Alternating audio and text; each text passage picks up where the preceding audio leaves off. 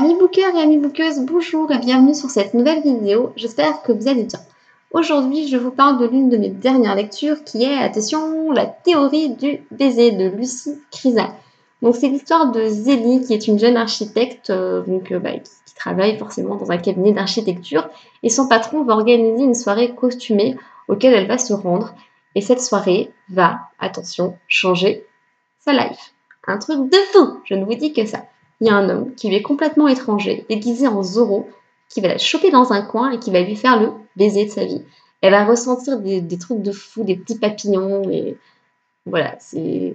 Et donc, elle ressent tellement de choses au travers de ce fameux baiser que elle est persuadée finalement que cet homme est l'homme de sa vie. Elle est prête à tout, absolument tout pour le retrouver.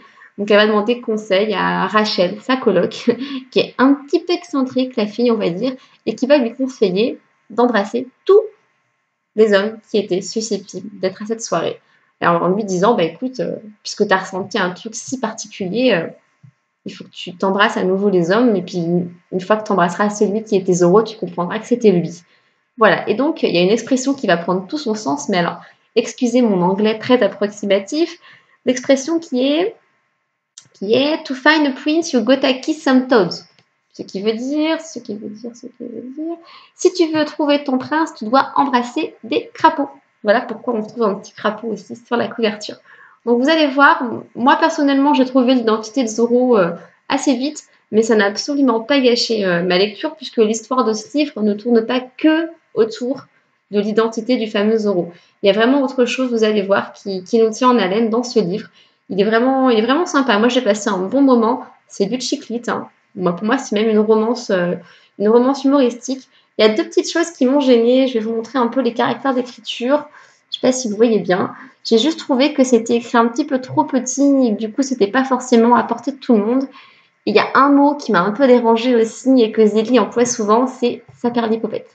Ouais. Je trouve qu'elle le dit un petit peu trop souvent et puis bon, à un moment donné, on se dit bon, ok. Mais en même temps, c'est vrai que le personnage de Zélie